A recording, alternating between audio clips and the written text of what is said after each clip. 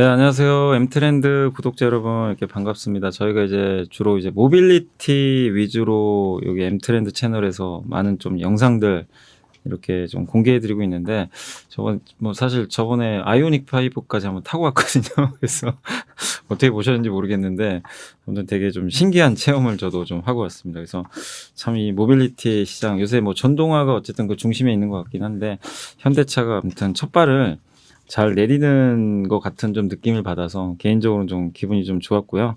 그래서 오늘도 이제 또 새로운 또 주제로 또 구독자 여러분 좀 찾아뵙게 됐는데, 벌써 이제 6월 달이 좀 됐습니다. 벌써 이제 이 2021년도도 절반이 좀 지나가고 있는 그런 상황인데, 어쨌든 지금 이 상반기에 그래도 자동차 시장이 정말 뜨겁게 움직였던 것 중에 하나가 애플카 이슈였는데, 그게 이제 차갑게 식으면서 좀 주가 부진하다가 또 반도체 이슈 때문에 굉장히 이제 소외를 받는 그런 흐름들이 좀 많이 나왔는데, 이 어쨌든 차량용 반도체, 이게 어쨌든 우리가 지금 가장 화두가 되고 있기 때문에 이 부분하고 또 하반기에 우리나라 또 현대차 그룹을 중심으로 한 자동차 산업이 또 어떤 식으로 펼쳐질지 그 전망을 한번 들어보고 싶어서 오늘 이제 유진투자증권의 그 자동차 담당하시는 이재일 연구원님을 한번 모셔봤습니다.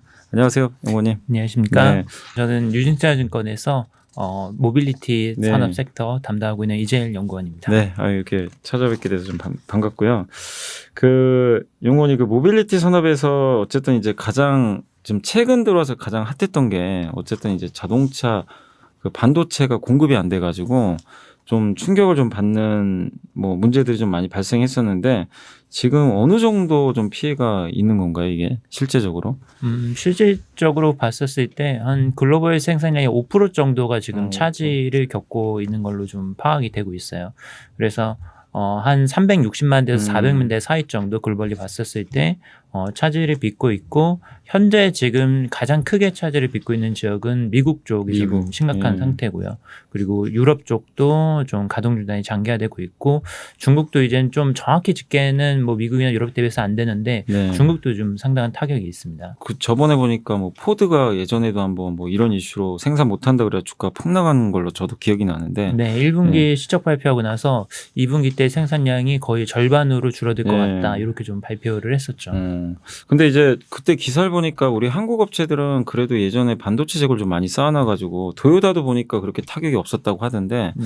한국 업체들은 지금 상황이 좀 어떤가? 그러니까 글로벌 피해가 있는 건 맞는데 좀 그래도 글로벌 업체들보다는 양호한 상황인가요?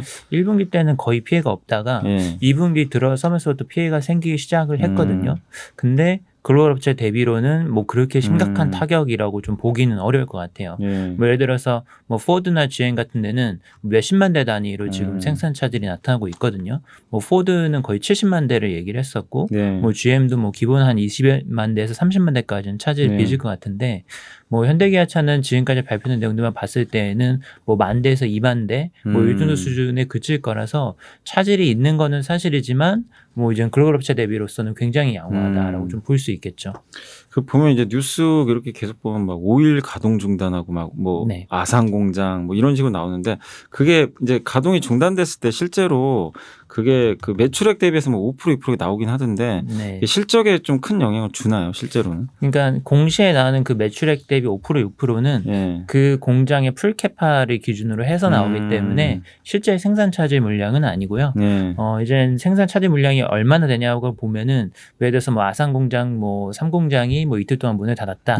뭐 이렇게 되면 한 2,000대에서 3,000대 정도가 차질을 빚습니다. 근데 일수를 좀 잘 봐야 돼요. 그게 뭐 일주일, 2주일 이렇게 길어지면은 그게 뭐 10,000대, 20,000대 이렇게 가게 되는데, 최근에 보면 한 이틀 정도 대부분 닫았거든요. 근데 그러면 한 2,000~3,000대밖에 차질이 발생 안 합니다. 왜냐하면 이런 것들을 많이 물어보시더라고요. 네. 이게 개인 투자분들이 이거 이렇게 자꾸 가동 중단되니까 네. 좀 문제가 심각한 거 아니냐. 근데 이렇게 좀 짧은 주기로 좀 가동 중단되는 거는 큰 영향이 없다고 보시는 거죠. 그거는 이제 큰 영향이 없죠. 네. 그리고 아까 이제 제가 잠깐 도요타 얘기도 좀 했는데, 도요타는 오히려 생산 목표치를 상향한 걸로 좀 나와 있는데, 네. 이게 수급에 진짜 차질이 없는 건가요?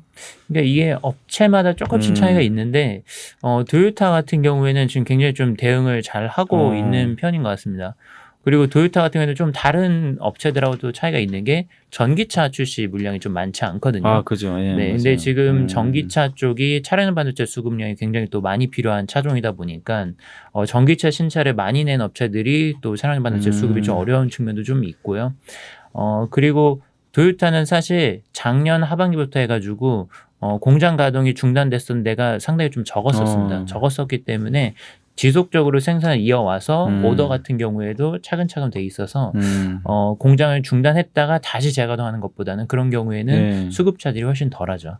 근데 이렇게 보면 테슬라가 그럼 타격이 좀 굉장히 클 것 같은데 테슬라 실제로 좀 큰 타격이 건가요? 있죠.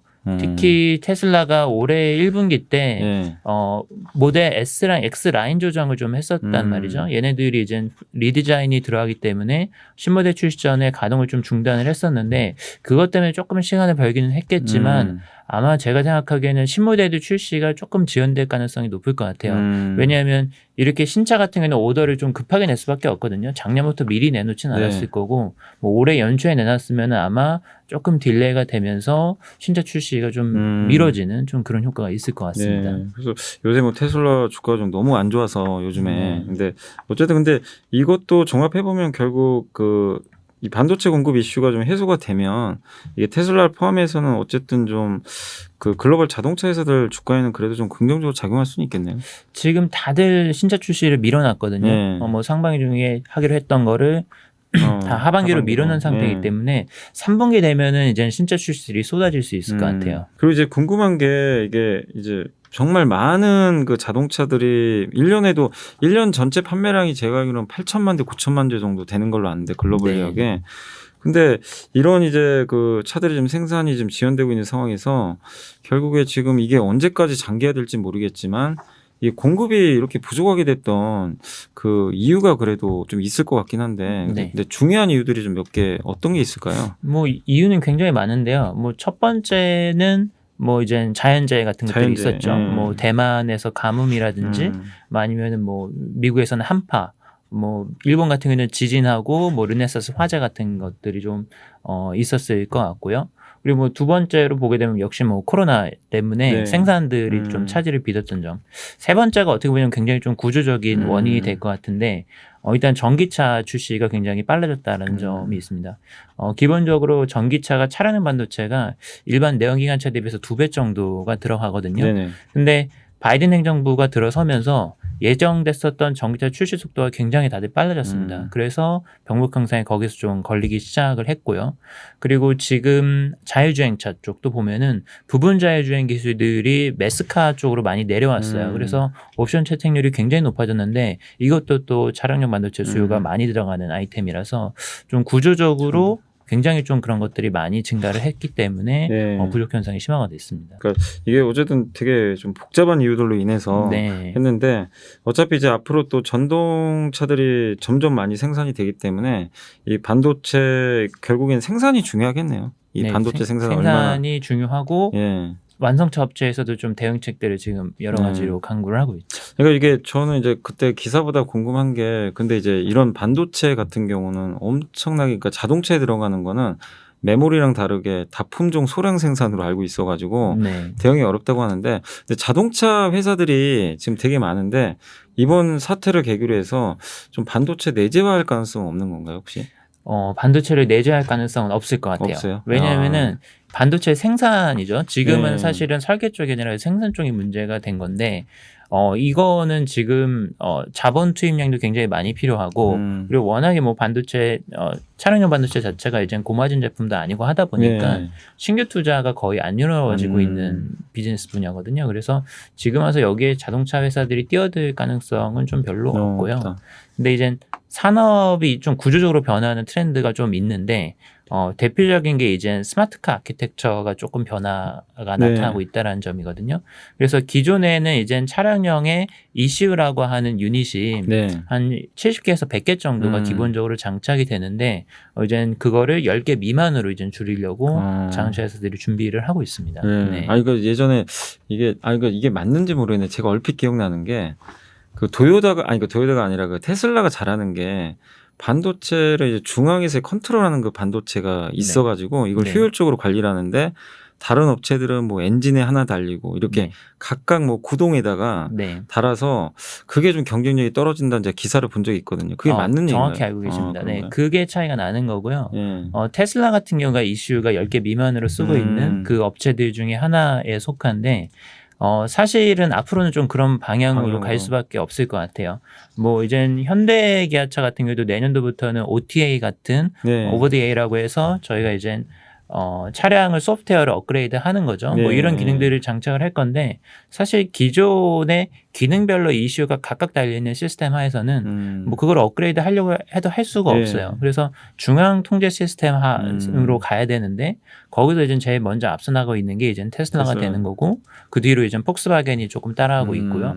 그리고 다른 이제 완성차 업체들도 뭐 기존 방식으로는 너무 이제 복잡성이나 네. 그리고 이제 코스트가 대응이 안 되니까 점점 더 이제 구조적으로 변화를 주려고 하고 있죠. 네. 네. 그리고 이제 지난주 금요일 날 좀 주가도 그렇지만 어쨌든 이제 좀 희소식이 나왔던 게 그 GM이 이제 공장 가동 정상화하겠다고 딱 언급이 나오면서 지난주에 현대차가 정말 5% 오른 거 정말 오랜만에 본 것 같아요. 급등이 좀 나왔는데 차량용 반도체 문제가 이제 해소가 된 건지 아니면 이게 여전히 진행 중인데 네. GM이 이제 일부 좀 공장을 가동한 거를 우리가 너무 확대 해석한 건지 네. 좀 전체적으로 지금 어차피 3분기가 이제 중요하잖아요. 반도체 네. 생산과 관련해 가지고 그러니까 공급과 관련해선 좀 어떤 시각을 좀 갖고 계세요?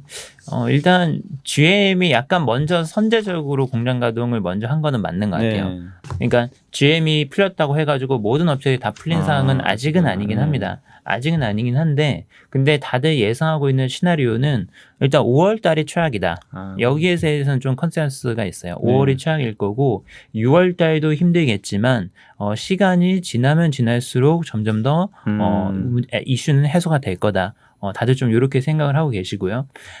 지금 르네사스 공장 같은 경우는 4월 말부터 재가동을 시작을 해서 지금 6월 말 정도 되면 100% 캐파 다시 올라온다라고 좀 얘기를 했고요. 그리고 TSMC 같은 경우에도 6월 말 시점이 되면은 증산 물량들이 이젠 선적들이 되기 시작을 할 거다. 그렇게 되면은 완성차들이 요구하는 최저 요구치 정도는 맞출 수 있는 정도로 이젠 캐파가 올라온다라고 얘기를 했기 때문에 다들 뭐 6월 중에는 이제는 회복되는 시그널이 나타나기 시작을 할 거고 그때부터는 주가가 이제 반등 국면에 들어서겠구나. 뭐 이 정도는 다들 생각을 하고 계신 것 같아요. 근데 이제 주가를 봤을 때 그러면 이제 연구원님도 사실 그러니까 1월달에 너무 이제 애플카 이슈로 흥분했던 주가가 좀 저는 뭐 잘 쉬었다고도 저도 보고는 있는데 계속 오를 수는 없잖아요. 근데 공교롭게 이제 그때 반도체 쇼크가 좀 터졌는데 이게 어쨌든 반도체 쇼크가 어쨌든 근데 이게 좀 완화가 되면 그러니까 제가 금요일날 보면서 느끼는 게 반도체가 제일 중요한 이슈인 것 같긴 한데 근데 이것만 해결된다고 해서 주가가 다시 이게 시장보다 굉장히 강하게 가서 주도주가 될 수 있다고 보시는 건지 아니면 또 다른 요인들이 또 복합적으로 작용해야 되는 건지 그러니까 현대차에 대한 끊임없는 또 이게 검증이 필요하잖아요. 뭐 아이오닉 5라든가 전동차 플랫폼이라든가 좀 어떻게 보세요? 일단 올해만 놓고 봤을 때는 반도체 이슈가 제일 중요한 건지 아니면은 그거 외에도 좀 살펴볼 만한 것들이 있는지. 그거 말고도 여러 가지 이슈들이 있는데 뭐 제가 봤을 때 한 두 가지 정도가 있을 것 같아요. 하나는 실적이 될 거고요. 그리고 또 하나는 이젠 전기차 양산. 그리고 전기차 신차 출시. 요거를 좀 눈여겨봐야 된다고 생각을 하는데 일단 실적은 예상보다 좋을 것 같아요. 그러니까 지금 흐름이 생산이 안 되기 때문에 당연히 실적이 안 좋지 않겠냐 이렇게들 많이들 우려를 하고 계신데 실제로는 예상보다는 좋을 가능성이 굉장히 높다라고 생각을 합니다. 이유는 이제 두 가지가 좋아져서 그런데 완성차 실적의 결국에는 생산, 판매 그리고 금융 이렇게 세 가지로 나눠볼 수 있거든요. 생산 쪽은 분명히 좀 타격이 있겠죠. 말씀드린 대로 그렇게 타격이 크진 않겠지만 뭐 마이너스 되는 부분이 분명히 있는 거고 판매는 지금 굉장히 좋습니다.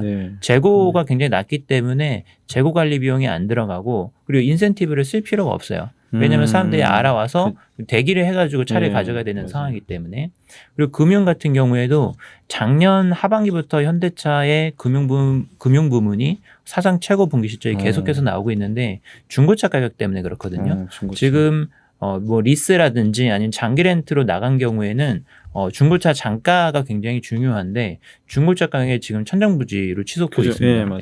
그래서 중고차 가격이 또 오르기 때문에 또 금융 부문 실적이 또 좋거든요. 그래서 전체적으로 봤을 때 실적은 오히려 지금 플러스인 국면인 거고 미국 업체들도 그거를 또 인정을 하고 있어요. 자기네들이 지금 공급을 축소를 하니까 가격이 생각보다 높게 형성이 되고 있고 그리고 소비자들도 거기에 대해서 굉장히 반발할 줄 알았는데 지금 굉장히 대기들을 잘 해주시고 계시죠. 뭐 기대 신차 같은 경우는 길게는 1년까지도 뭐 대기를 해서 또 신차를 받아가시기 때문에 이런 측면에서는 굉장히 판매 조건이 너무 좋아요.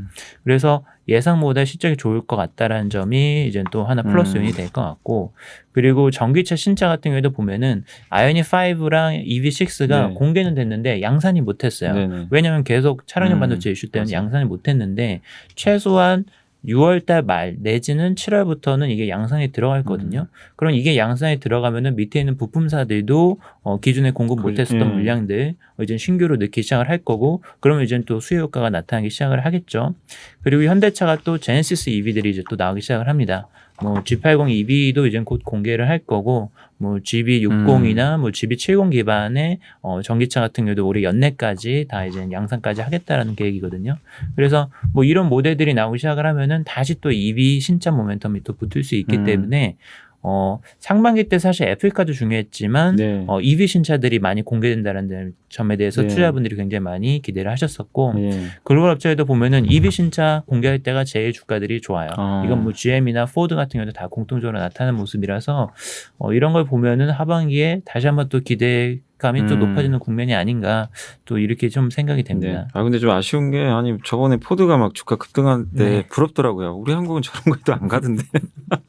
좀 그랬으면 좋겠는데 일단 한국에 대해서 그러니까 너무 뭐 애플카 이슈가 상반기에 너무 반영돼서 그런 건지 좀 그런 부분은 아쉽긴 한데 근데 이제 좀 궁금한 게 뭐냐면 그 이거는 뭐 진짜 그 개인 투자자들 많이 물어보셨던 것 중에 하나인데 저도 그 고민을 많이 하거든요. 그러니까 주말에 뉴스를 보다 보니까 로이터에서 물론 이제 단독 보도인 것 같긴 한데 현대차에서는 아직 언급은 안 한 것 같긴 한데 내연기관차 모델 절반을 없애가지고 이제 전동화 쪽으로 가겠다 그런 기사가 하나 나왔더라고요. 현대차 쪽에 그 관련해가지고.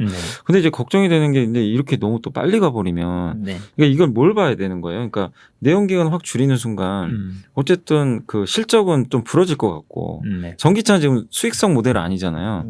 그러면은 실적을 봤을 때는 부정적인 것 같은데 근데 전기차로 안 갈 수도 없고 그러면 이 분위기에서 주가를 우리가 바라볼 때는 그래도 실적보단 전기차 쪽을 더 모멘텀을 보고 가야 되는 건가요? 일단 그 부분을 말씀드리면은 사실 전기차로 이전되면은 실적이 안 좋아질 것 같다. 이 부분이 자동차 산업을 눌렀었던 어떻게 보면은 제일 큰 우려들 중에 하나였었거든요. 근데 최근의 분위기를 보면은 사실 딱히 그렇지는 않다. 그러니까 자동차 산업의 수익성을 눌러왔던 거는 사실은 전기차나 내연기관차의 문제가 아니라 경쟁이거든요. 그러니까 시장에서 경쟁이 가격 경쟁이 너무 심하게 일어나고 공급 과잉이 되면서 비용이 너무 많이 발생하는 문제가 오히려 더 컸었던 것 같아요. 그래서 최근에 전기차를 공격적으로 확대함에도 불구하고 완숙제도 실적이 나쁘지 않아요. 굉장히 좋죠. 왜 이렇게 좋냐면은 결국에는 내연기관차 영역에서 더 이상 경쟁을 안 합니다. 그러니까 시장 점유율을 더 많이 가져오기 위해서 인센티브를 치거나 아니면 과잉 공급을 해가지고 판매 대수를 늘리거나 이런 게 없으니까 수익성이 올라가거든요. 전기차 같은 경우에는 당장은 돈이 안 돼도 지금 보조금이 계속해서 늘어나고 있죠. 미국 같은 경우에 기존에 7,500달러 주던 거를 12,500달러로 늘리겠다고 얘기를 하고 있고 유럽도 보조금을 더 많이 쓰고 있어요.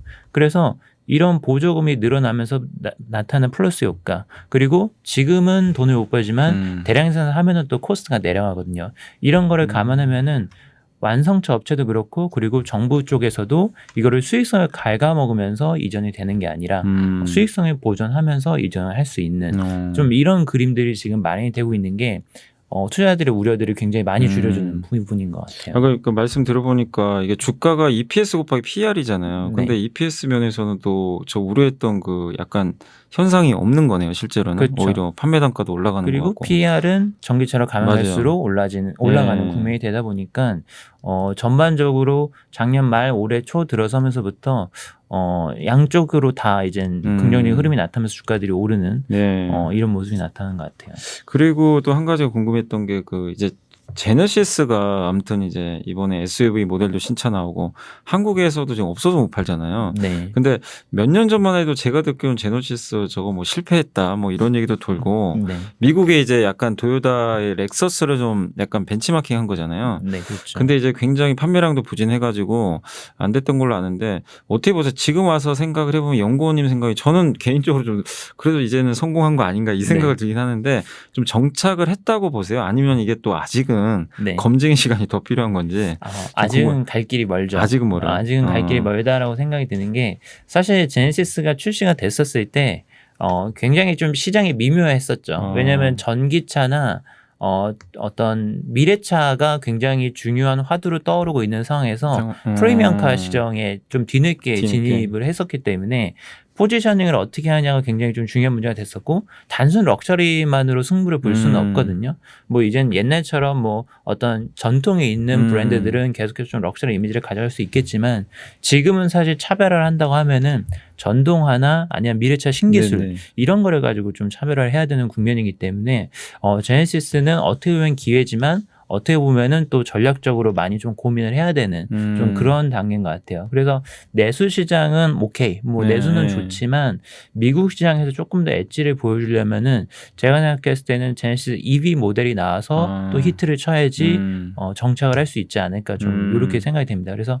아직은 갈 길이 좀 남았다. 그러니까 왜냐하면 이제 제가 이게 증권사들 1분기 실적이나 이런 거 보고서 보니까 제네시스나 SUV가 잘 팔려가지고 이게 단가 믹스라 그러네 믹스 개선 그런 내용들이 워낙 많이 있어가지고 좀 저는 그렇죠. 개인적으로 정착한 줄 알았거든요. 그러니까 GB80이 나오면서 GB80이 미국 시장에 투입이 되면서 예전보다 훨씬 좋아진 건 맞아요. 거의 뭐 판매량이 2배, 3배 늘었으니까.